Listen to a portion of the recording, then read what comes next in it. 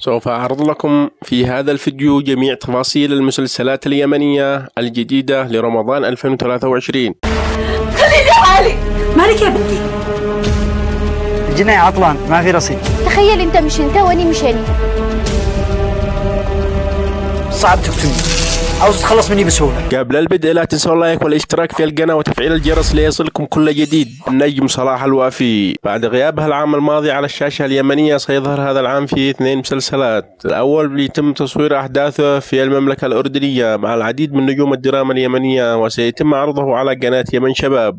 المسلسل الثاني مسلسل كوميدي بيتم تصوير أحداثه في اليمن في محافظة تعز مع نخبة من نجوم الدراما اليمنية وسيتم عرضه على قناة السعيدة.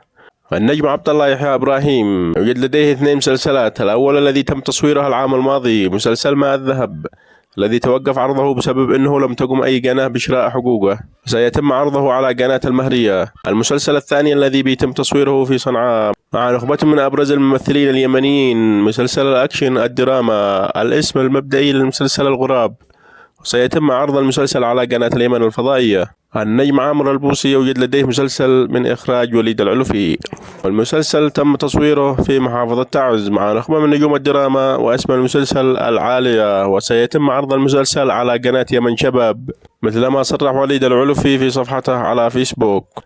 النجم محمد قحطاني يوجد لديه مسلسل جديد بيتم تصوير أحداثه في مصر مع أبرز نجوم الكوميديا اليمنية.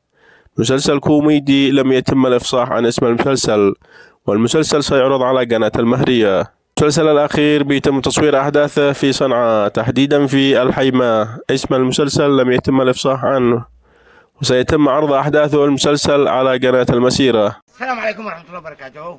طبعا احنا في منطقة العر، الله والبلاد الله والحلا يا ليلى أمان منطقة اسمها العر في الحيمة الداخلية.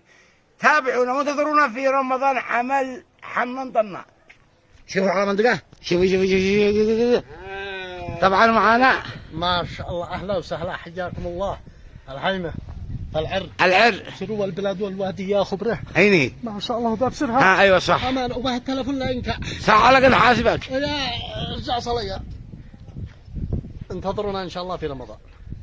واذا ما انتظرونا شبراي، اذا ما انتظرونا شباب ينتظروا انا داري. لا ما عليكم شيء خاطركم.